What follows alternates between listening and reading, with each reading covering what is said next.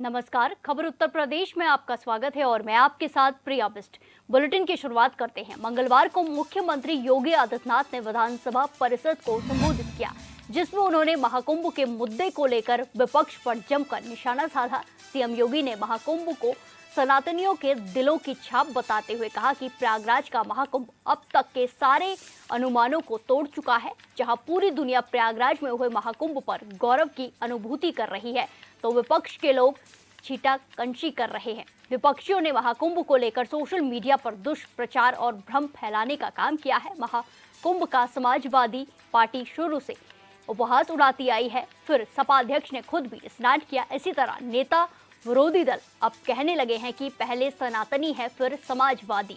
अयोध्या को लेकर भी विरोध उपहास उड़ाते थे, लेकिन हमको अपने सामर्थ्य पर विश्वास था। राम मंदिर आंदोलन में ये लोग हर तरह से रोड़े अटकाने लगे, लेकिन जब मंदिर बन गया तो ये लोग कहने लगे राम तो सबके हैं। उन्होंने स्पष्ट कर दिया, ये मृत्यु का तो कोई इंतजार नहीं करता। एक आपके ही एक मित्र ने इस पर टिप्पणी की थी और उसका जवाब माननीय राज्यपाल पश्चिमी बंगाल ने दे दिया कि महाकुंभ मेला मृत्युंजय मेला है, एक मृत्युंजय का उत्सव है। ये वहां के राज्यपाल जी ने स्वयं ही उसका जवाब देते हुए इस बारे में अपनी टिप्पणी में उन्होंने स्पष्ट कर दिया। महोदय, जो लोग गंगा जल के अस्तित्व पर प्रश्न खड़ा कर रहे थे, उसका जवाब ही वहां के एक वैज्ञानिक ने दिया। स्नान योग्य ही नहीं, अल्कलाइन वाटर जितना शुद्ध है गंगा का जल। ये है डॉक्टर, इन्होंने प्रयागराज में अपनी स्वयं की लैब से इस बात को साबित किया। Uttar Pradesh pollution control board ने भी और केंद्रीय पॉल्यूशन कंट्रोल बोर्ड ने भी इस बात को साबित किया कि गंगा जल में और ताकत है कि अपनी शुद्धि को बनाए रखने की सामर्थ्य उसमें है। और यही कारण है कि जितने बड़े पैमाने पर आने वाले श्रद्धालुओं के बावजूद ये सभी कुछ वहां पर देखने को मिला है और ये सभी चीजें हम वहां पर आज भी अनुभव कर सकते हैं। महोदय, गंदगी की रिपोर्ट माननीय मुख्यमंत्री जी और उसका बोर्ड ने ही दिया था, कोई पार्टी ने नहीं दिया। आज पॉल्यूशन कंट्रोल बोर्ड की वो रिपोर्ट कैसे कहां से गई और किसने दी है, ये latest central pollution control board की रिपोर्ट है, जिसमें उन्होंने कहा है कि 17 जनवरी के और संगम पर कोलिफॉर्म की मात्रा पर 100 ml 2500 से कम होनी चाहिए। इस पे उन्होंने लिखा है कि 780, संगम के बाद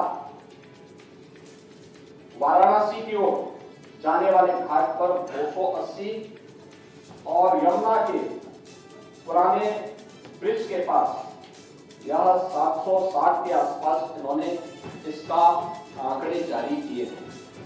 फीकल कोलिफॉर्म की मात्रा, ये फीकल कोलिफॉर्म की मात्रा 2500 100 ml के अंदर ये देखी जाती है। 3 प्रकार की चीजें जल की शुद्धता के मानक बनते हैं, एक यूडी, दूसरा डीओ और तीसरा फीकल कोलिफॉर्म। ये तीनों में संगम स्थल जहां पे श्रद्धालु स्नान कर रहा है, करोड़ों श्रद्धालु संगम में स्नान कर रहा है, ये तीनों उस दायरे में है जो पॉल्यूशन कंट्रोल बोर्ड के मानक हैं और उन मानकों को पूरा करता है। आप लोग कुछ भी बोल सकते हैं, कुछ भी कर सकते हैं, कुछ भी अपने तरीके से उसको प्रस्तुत कर सकते हैं, क्योंकि आप लोगों ने तो प्रयागराज महाकुंभ को बदनाम करने के लिए कोई भी ऐसा दुष्प्रचार नहीं छोड़ा जो मैं किया। किस तरीके के वक्तव्य दे रहे आपने देखा होगा प्रयागराज के बारे में। आप लोग ये दुष्प्रचार कर रहे थे, कितने लोग मर गए।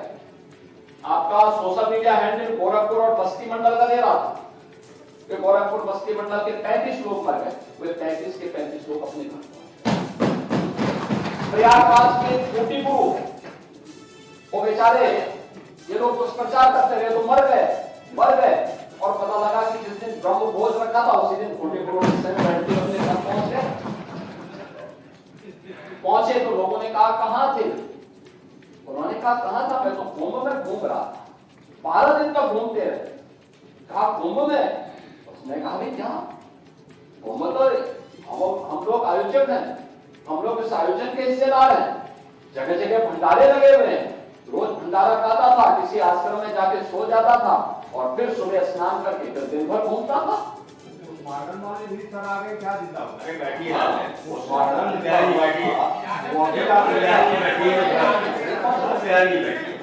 हमने स्पष्ट कहा है प्रयागराज का मेडिकल कॉलेज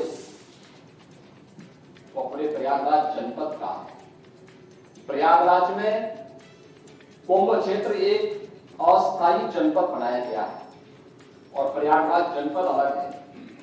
पूरी कमिश्नरी का प्रमुख मेडिकल कॉलेज है।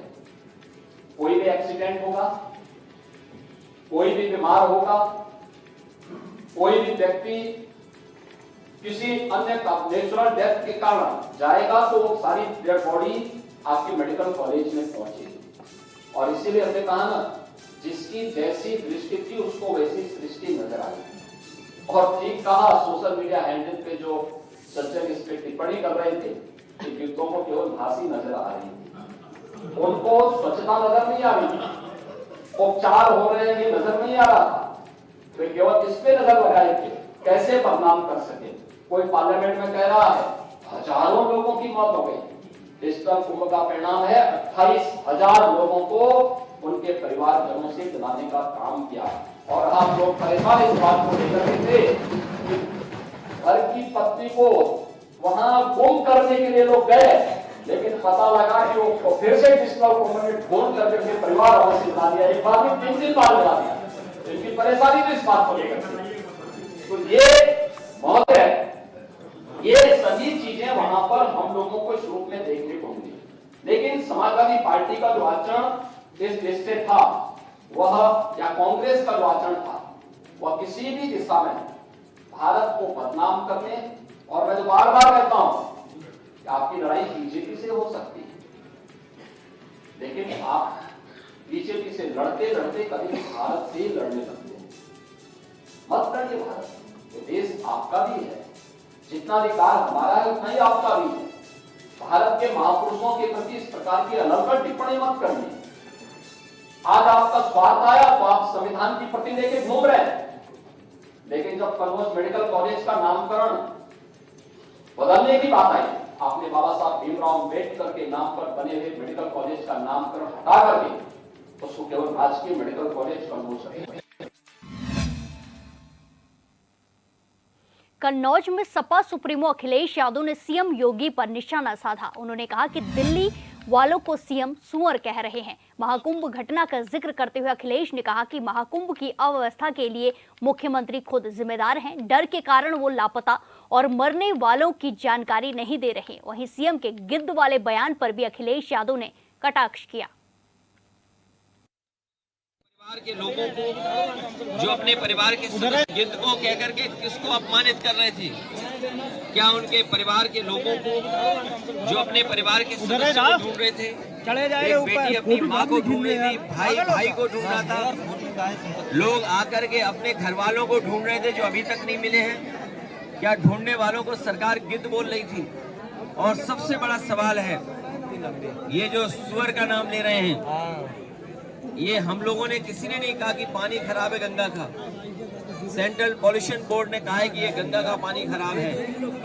गंगा का पानी नहाने लायक भी नहीं है। आचमन तो भूल जाइए। तो सोचिए सरकार किसको सुअर कह रही थी। मुझे तो लगता है ये दिल्ली और लखनऊ के झगड़े में एक दूसरे को गाली दे रहे हैं। अगर उत्तर प्रदेश के बोर्ड कह रहा है, उत्तर प्रदेश का पॉल्यूशन बोर्ड कह रहा है कि पानी साफ है, और दिल्ली का पॉल्यूशन बोर्ड कह रहा है कि पानी खराब है, तो इसका मतलब है लखनऊ वाले दिल्ली वालों को सुअर कह रहे हैं। एक दिवसीय कन्नौज दौरे पर सपा प्रमुख अखिलेश यादव पहुंचे, जहां कन्नौज एक्सप्रेसवे पर पार्टी कार्यकर्ताओं ने अखिलेश यादव का स्वागत किया। वहीं अखिलेश यादव ने महिलाओं की शिकायतें सुनी और उन्हें समस्या के निस्तारण का आश्वासन भी दिया।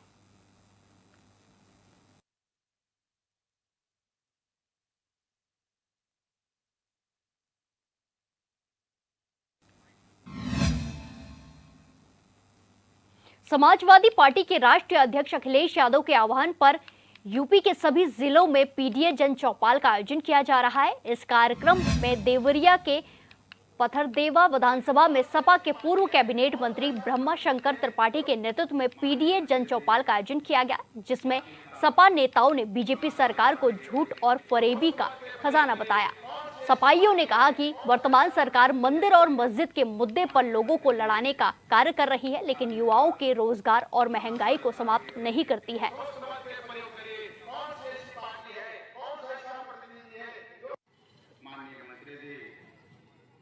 देखिए, ये पिछड़े दलित अल्पसंख्यक लोगों को जगाने का है और इसमें जो गरीब लोग हैं, चाहे अगड़ी जात के हों, चाहे पिछड़ी जात के हों, चाहे अल्पसंख्यक हों, चाहे दलित हों, उनको अपने अधिकारों के प्रति सचेत करने का है कि आप खड़ा होइए, नहीं तो ये लोकतंत्र खतरे में हो जाएगा।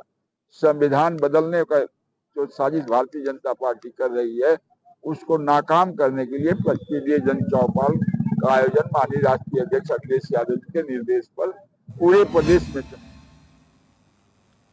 लखनऊ में पूर्व एमएलसी दीपक सिंह ने सरकार की जीरो टॉलरेंस नीति पर सवाल उठाए हैं। उन्होंने रायबरेली के नेशनल इंटरनेशनल कॉलेज के प्रधानाचार्य के निलंबन सहित कई भ्रष्टाचार का जिक्र कर सियासी हमला बोला। दीपक सिंह ने कहा कि जिस भ्रष्ट अधिकारी को यूपी की एसटीएफ ने सबूतों के साथ पकड़ा हो, उसका प्रमोशन देकर महत्वपूर्ण पद पर तैनात किया गया है।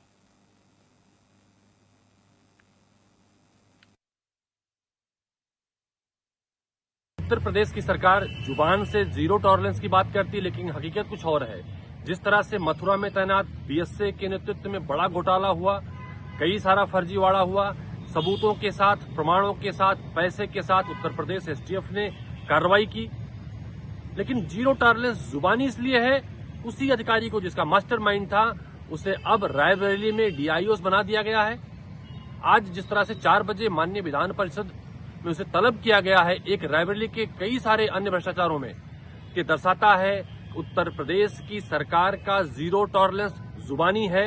हकीकत में भ्रष्टाचार करने वाले अधिकारियों को तैनाती किस आधार पर मिलती है, अपने आप में अस्पष्ट है।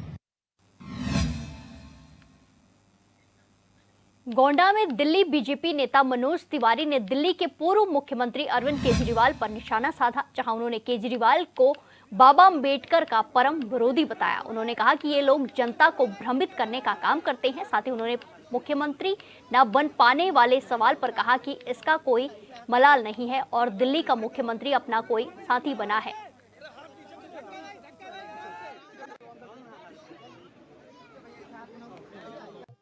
ये एक तरफ भगत सिंह जी का फोटो और एक तरफ बाबा साहब भीमराव अंबेडकर का फोटो लगाते थे और बीच में उतनी ही बड़ी अपनी फोटो लगाता था अरविंद केजरीवाल।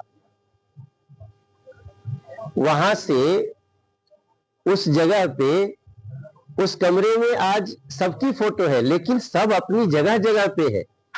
मुख्यमंत्री एक बहुत ही सामान्य पद है, उसके साथ हम बाबा साहब भीमराव अंबेडकर की फोटो कैसे लगा सकते हो आप लोग? तो इस व्यवस्था को वो कह रहे हैं, वो तो हमेशा से भ्रमित करने में लगे रहते हैं। आज उस कमरे में बाबा साहब की फोटो उससे भी ऊपर लग गई, भगत सिंह जी की फोटो उससे भी ऊपर लग गई और मुख्यमंत्री की फोटो को नीचे कर दिया गया। नरेंद्र मोदी जी की फोटो, राष्ट्रपति, प्रधानमंत्री जी, राष्ट्रपति जी, इन लोगों की फोटो से ऊपर भी बाबा साहब भीमराव अंबेडकर जी की फोटो लगाई गई। और सबसे बड़ी बात आप देखो, आजकल दिल्ली में बाबा साहब भीमराव अंबेडकर स्टडी सेंटर है, जहां रोज कार्यक्रम होता है। किसने बनाया? अरविंद केजरीवाल ने बनाया। बाबा साहब भीमराव अंबेडकर का जितना बड़ा जूता है, उतना ही बड़ा जब वहां कोई खड़ा होता है तो दिखता है। ये भाजपा ने बनाया। हापुड़ में नगर पालिका परिषद के जलकर और गृहकर बढ़ाए जाने के प्रस्ताव को लेकर एक हंगामेदार बैठक हुई, जिसमें पालिका अधिकारियों, शहर के गणमान्य लोग और व्यापारी नेताओं के बीच जमकर हंगामा हुआ। इस दौरान व्यापारी नेताओं ने स्पष्ट रूप से कहा कि किसी भी हाल में टैक्स नहीं बढ़ने दिया जाएगा, जरूरत पड़ने पर शहर भी बंद कर दिया जाएगा।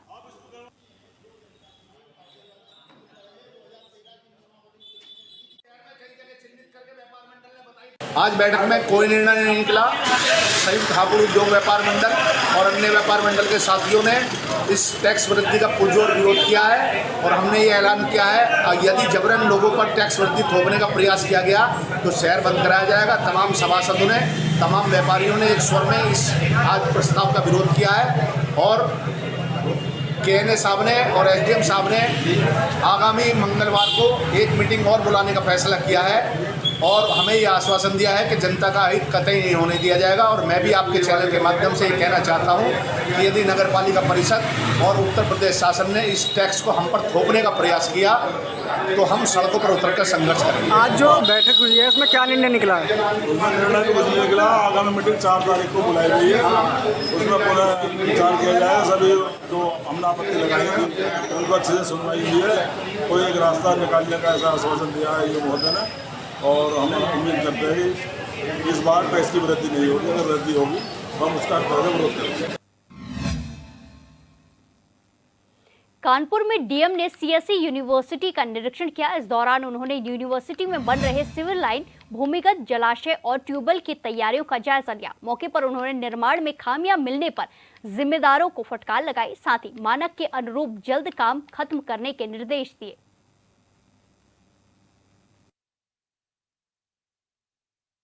प्रदेश में कृषि शिक्षा में जो एक महत्वपूर्ण संस्थान हमारा चंद्रशेखर आजाद कृषि विश्वविद्यालय है कानपुर में, इसमें शासन की 3 परियोजनाएं CNDS के द्वारा संचालित की जा रही हैं। इसमें एक परियोजना कक्षा छात्राओं के लिए हॉस्टल बनाने की जो कि 100 बेडेड है और उसमें करीब 6.5 करोड़ का परियोजना थी। भारत सरकार से भी उसमें योगदान था 3 करोड़ का और करीब 3.5 करोड़ का योगदान स्टेट गवर्नमेंट को करना था। तो भारत सरकार का अंश हमें पूरा नहीं मिल पाया और स्टेट गवर्नमेंट से भी अंश मिलना है। 2020 से परियोजना अभी रुकी हुई है और इसमें शासन से, उत्तर प्रदेश शासन से भी और भारत सरकार से रिक्वेस्ट करके पैसा लेकर उसको पूर्ण करना पड़ेगा ताकि 100 और नई छात्राओं को हम लोग अच्छे से हॉस्टल की सुविधा प्रोवाइड कर सके। दूसरी परियोजना करीब 3 करोड़ की है जिसमें कि बिजली के जो पुराने सिस्टम्स थे उसको रेनोवेट किया गया है।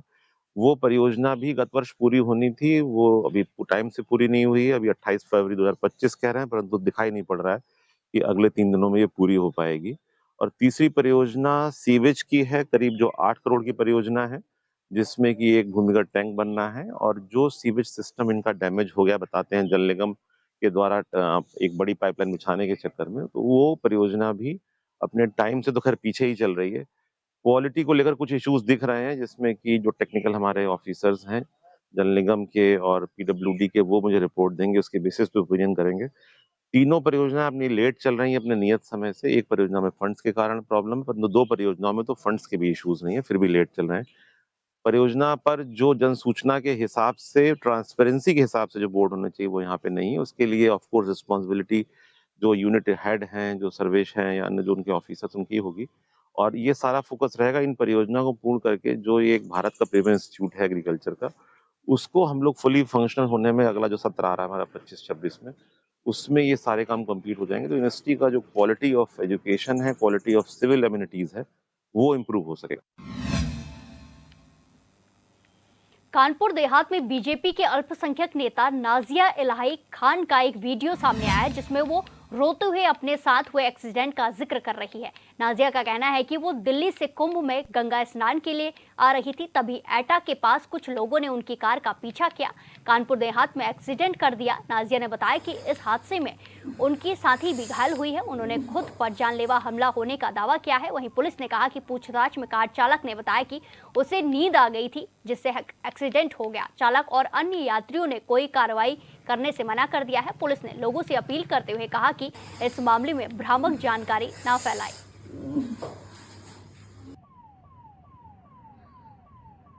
मैं थी, प्रिया चतुर्वेदी थी, जो मेरी बहन जैसी है और spotlight with Priya YouTube channel चलाती है। सनातन धर्म का प्रचार करती है अपने चैनल के ज़रिए। और एक छोटी बच्ची थी 19 साल की मेरे साथ, हम 3 लोग थे और एटा से पीछा करते करते उन मुल्लों ने इस बुरी तरीके से कार का एक्सीडेंट किया है कि शायद अगर प्रिया बच गई तो दुआ कीजिएगा कि वो बच जाए। उसका पूरा सिर खुल गया है, मेरे हाथ में चोट आई है, पूरी ब्लीडिंग हुई है। आप लोगों के साथ की ज़रूरत है।